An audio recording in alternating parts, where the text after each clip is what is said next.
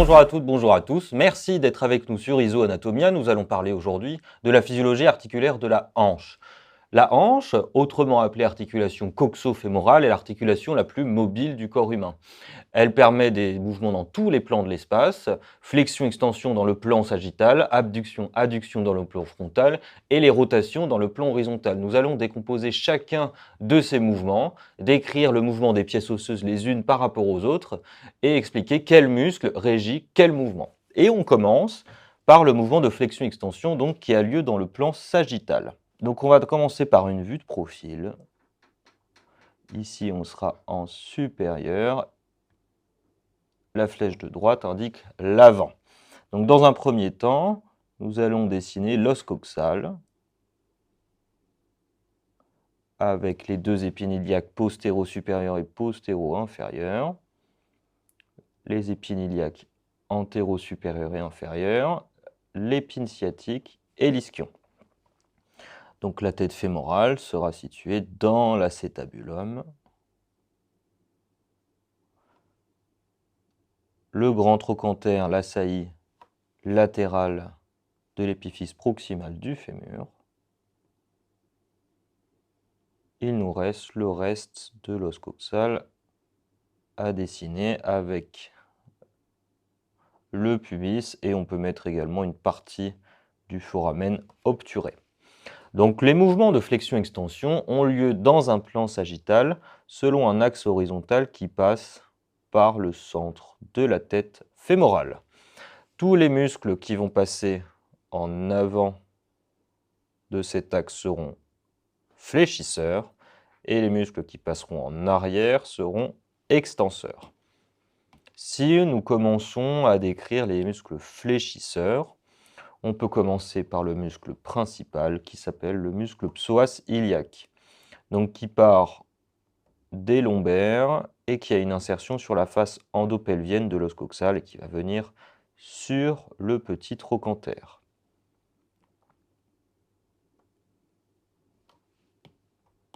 Donc ici, nous avons le muscle iliopsoas. On va le mettre moins opaque étant donné qu'il y a pas mal de muscles à décrire, notamment les deux muscles qui s'attachent sur l'épine iliaque antéro-supérieure, le muscle tenseur du fascia lata et les muscles sartorius, et le muscle sartorius, que je représente simplement par une petite flèche étant donné qu'ils ont une terminaison au niveau du genou. Ensuite, un autre muscle au niveau de l'épine iliaque antéro-inférieure, c'est le muscle droit fémoral, qui a également une insertion, si on est vraiment puré, sur le sillon acétabulaire et sur la face antérieure du grand trochanter. Je représente simplement l'insertion par des points, étant donné qu'on a décrit déjà ce muscle dans une autre vidéo en précision. Et vous avez donc son trajet global qui sera comme ceci. Ensuite, on remet encore en opaque, car nous avons encore d'autres muscles à voir. Des muscles dont la fonction principale n'est pas forcément la flexion-extension cette fois-là, mais qui sont fléchisseurs accessoires. Notamment le muscle petit fessier qui s'insère sur le champ glutéal antérieur et qui termine sur la face antérieure du grand trochanter. Et vous avez également, donc vous avez le moyen fessier qui passe au niveau de l'axe. Son corps musculaire est situé quasiment sur l'axe. Ainsi, vous aurez ces fibres antérieures, et uniquement ces fibres antérieures, qui participeront à la flexion de hanche. Bien que l'action de flexion de ce dernier soit vraiment accessoire. Il nous reste notamment à aborder les muscles adducteurs, qui, comme leur nom l'indique, sont moteurs de l'adduction, mais leurs tendons, notamment le pectiné et le muscle long adducteur, sont situés en avant de l'axe de flexion-extension. Ils vont avoir donc une action une action de flexion. Ils vont participer à la flexion, bien que ce ne soit pas des fléchisseurs principaux de hanche. Maintenant, nous allons pouvoir passer aux extenseurs. On peut commencer par un muscle déjà représenté, le moyen fessier, qui sera extenseur au niveau de ses fibres postérieures. qui termine, comme les fibres antérieures, sur la face latérale du grand trochanter. On va rajouter le corps du sacrum, étant donné que le muscle extenseur principal, le muscle grand fessier, a une insertion notamment sur le sacrum et sur le coccyx. Donc l'épine iliaque postéro-supérieure étant en garde S2. Donc nous avons S3, S4 et S5 qui sont représentés avec le coccyx qui est vraiment à la fin, qui est représenté très schématiquement. On le décrira en précision et avec justesse dans une autre vidéo. L'idée là, c'est surtout de faire apparaître donc le grand fessier qui a une insertion sur le sacrum, le coccyx et le champ glutéal postérieur, va terminer sur le tiers supérieur de la ligne âpre, ou la moitié supérieure, au niveau de la partie latérale. Il est extenseur principal de coxo-fémoral. On va ensuite le mettre, voilà, moins opaque, étant donné qu'on a d'autres extenseurs à décrire, notamment les muscles ischio-jambiers, qui partent de la tubérosité ischiatique et qui vont ensuite terminer au niveau du genou, sauf le courbiceps qui a une insertion au niveau de la ligne âpre, mais qui ne s'insère pas sur la tubérosité ischiatique.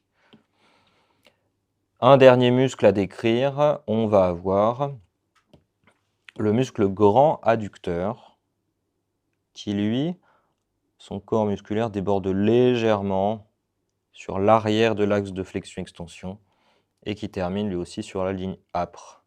Il va participer à l'extension de coxo-fémoral.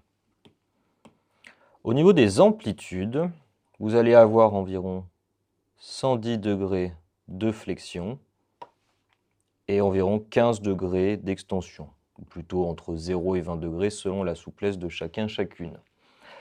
La flexion est notamment limitée par les muscles antagonistes, donc c'est leur mise en tension qui va freiner le mouvement, et vous allez avoir évidemment la tête fémorale qui va buter contre l'acétabulum. Vous allez avoir la tête fémorale qui va pivoter vers l'arrière, notamment lors des mouvements de flexion, tandis que lors des mouvements d'extension de hanche, elle va pivoter vers l'avant.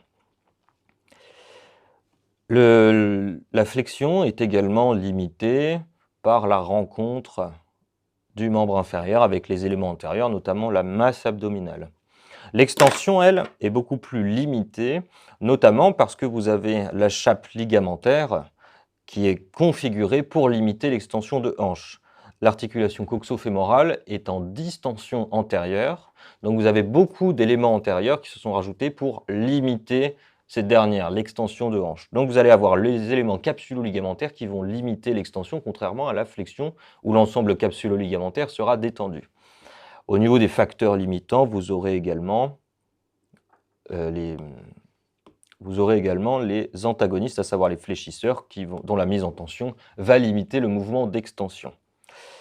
Dernier paramètre que j'aimerais expliquer pour la flexion, nous avons 110 degrés de flexion lorsque le genou est fléchi. Lorsque le genou est tendu, vous avez plutôt 90 degrés, tout simplement parce que vous aurez les muscles ischio-jambiers qui seront déjà étirés. Donc leur mise en tension interviendra plus rapidement si le genou est en extension qu'en flexion. Ensuite, donc c'est bon pour la flexion-extension. Allez, on rajoute encore un dernier détail parce qu'on est perfectionniste. Vous avez le muscle obturateur externe, donc qui n'est pas moteur de la flexion, mais qui est antéverseur du bassin. Alors, pour le faire apparaître, on va supprimer les adducteurs. Donc, il se situe sur le pourtour du foramen obturé et va terminer sur la face médiale du grand trochanter. Sa contraction entraîne notamment une antéversion du bassin. Lors du mouvement de flexion de hanche, vous avez une antéversion du bassin qui est associée, et lors du mouvement d'extension de hanche, vous avez plutôt une rétroversion du bassin qui est associée. Comme l'obturateur externe est antéverseur de bassin, il participe donc au mouvement de flexion indirectement.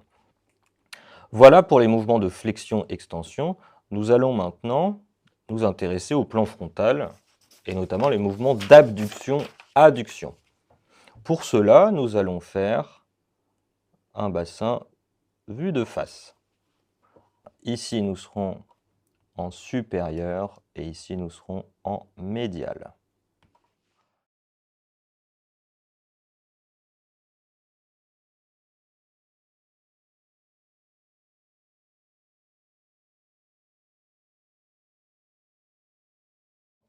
Donc, nous avons dessiné succinctement un bassin vu de face. Donc, le mouvement d'abduction et d'adduction, à l'instar du mouvement de flexion-extension, a son axe qui passe par le centre de la tête fémorale. Simplement, c'est dans un plan frontal que se déroule le mouvement selon un axe antéro-postérieur. Ainsi, tous les tendons qui vont passer en dedans de l'axe de rotation seront adducteurs et tous les tendons qui vont passer en dehors seront abducteurs. Voilà. Hop. Donc on peut commencer par les muscles adducteurs. Donc, ADD comme dedans. Le but est de rapprocher la partie distale du membre vers le dedans. Nous avons plusieurs muscles qui remplissent cette fonction et notamment le muscle pectiné donc, qui remplit cette fonction. Il a une insertion juste en arrière du ligament inguinal et qui va terminer sur la ligne de trifurcation face postérieure du fémur. On a ensuite le long adducteur, le court, le grand et le muscle gracile. Tous ces muscles-là vont participer à l'adduction.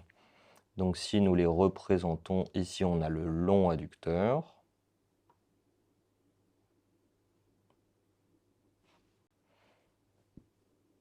ensuite donc le pectiné juste ici. Le pectiné, on peut le laisser, voilà, le long adducteur, on va le rendre un peu moins opaque pour pouvoir visualiser tout simplement les autres muscles adducteurs.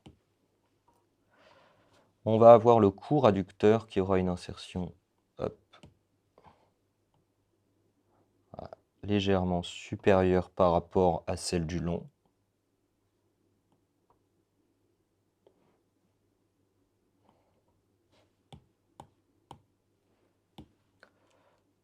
Le grand adducteur, lui, voilà, une insertion très large et qui forme un hiatus au niveau de son troisième segment dans lequel va passer l'artère fémorale superficielle.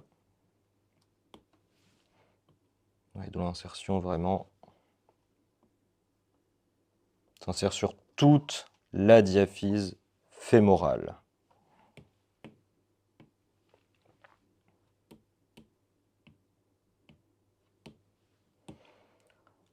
Il nous reste à décrire le muscle gracile que l'on va simplement représenter par une flèche car il va terminer sur le tibia.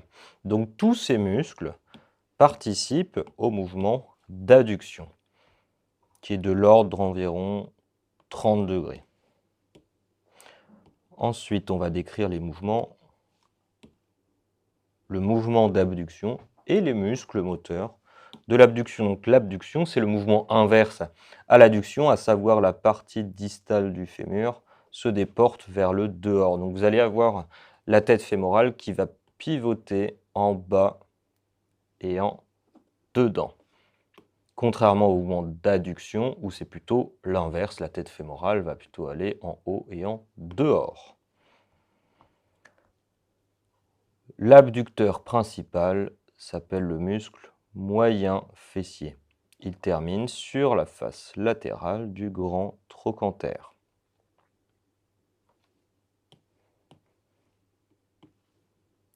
Vous allez avoir également le muscle petit fessier qui lui va terminer sur la face antérieure du grand trochanter. Vous allez également avoir le muscle piriforme qui termine lui sur la face supérieure. Et vous allez également avoir deux petits muscles que l'on a décrits précédemment pour le mouvement de flexion qui s'attachent sur l'épine iliaque antéro-supérieure. Le tenseur du fascia lata et le muscle sartorius participent à l'abduction de coxo-fémorale, qui elle est plutôt de l'ordre de 45 degrés.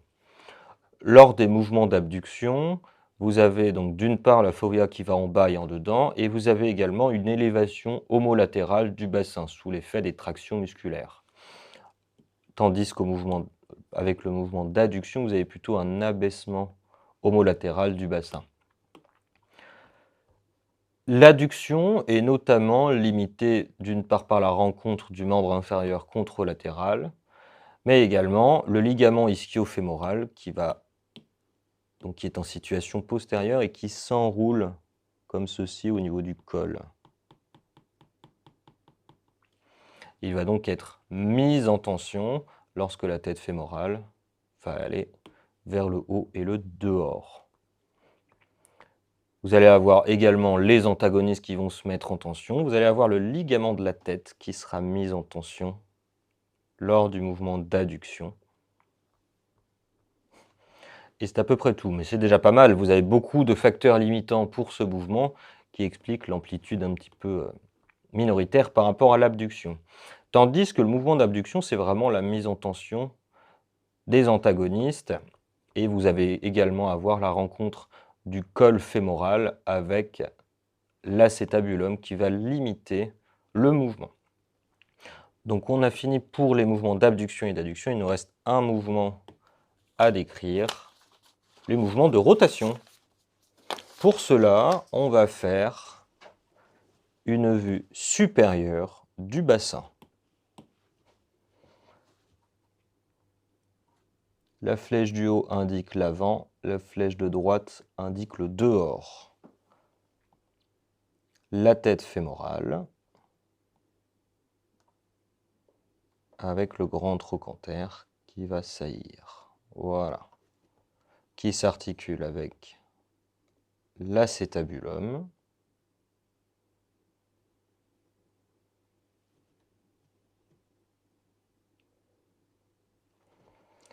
On peut rajouter la branche pubienne, la branche supérieure notamment.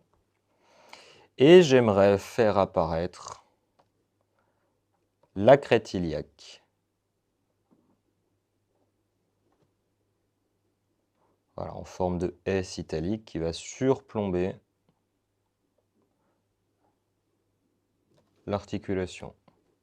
Donc on va la rendre un petit peu transparente afin qu'on puisse visualiser d'une part l'axe de rotation, donc qui est situé au même niveau que les autres mouvements. Simplement l'axe est vertical, les mouvements se déroulent dans un plan horizontal. L'axe passe également par le centre de l'articulation, mais simplement est vertical. On va le décaler un petit peu. Là, par le centre de la tête fémorale, il passe ici.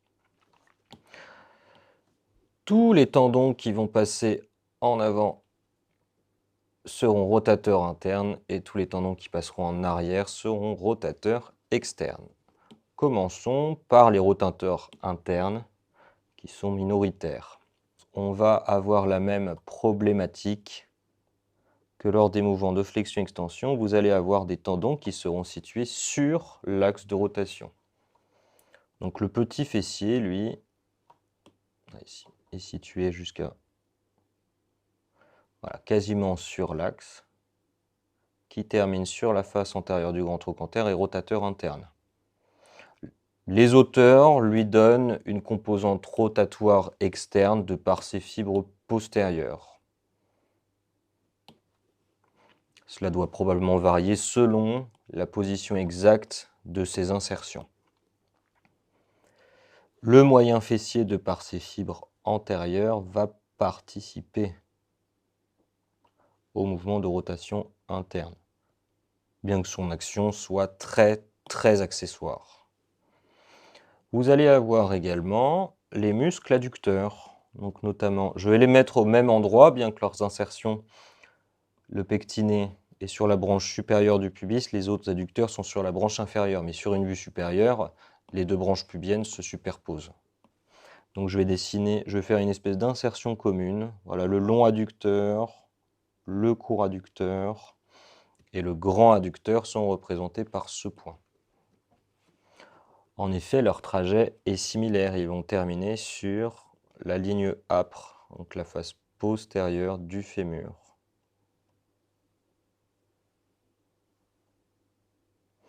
Voilà, donc évidemment que le trait rouge passe par la tête fémorale, il passe bien évidemment en dessous. Ce dessin a pour seul intérêt de montrer la position des tendons et des corps musculaires par rapport à l'axe de rotation. Et le pectiné, du coup, le trajet est similaire. Donc leur contraction induira une rotation interne. Donc la tête fémorale va pivoter vers l'intérieur, la face antérieure de la diaphyse également. On peut rajouter le muscle tenseur du fascia lata, qui est rotateur interne. Pour pouvoir le visualiser, on peut par exemple placer le tibia par rapport au fémur. Donc le tibia serait ici. Si on devait mettre en évidence l'insertion,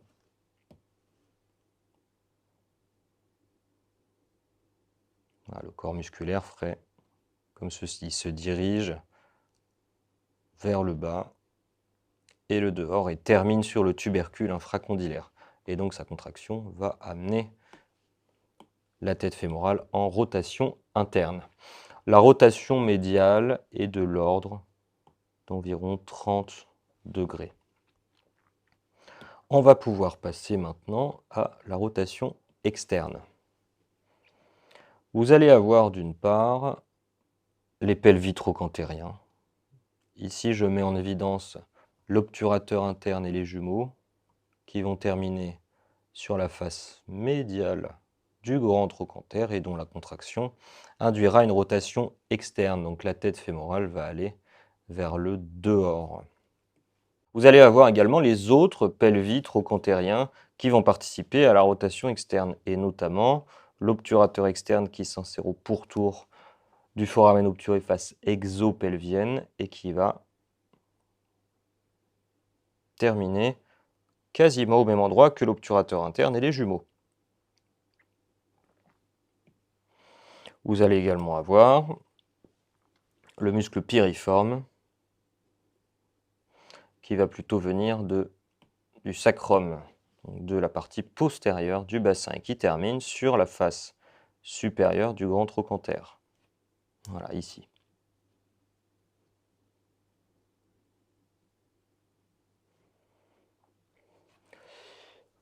Le moyen fessier, de par ses fibres postérieures, est également rotateur externe.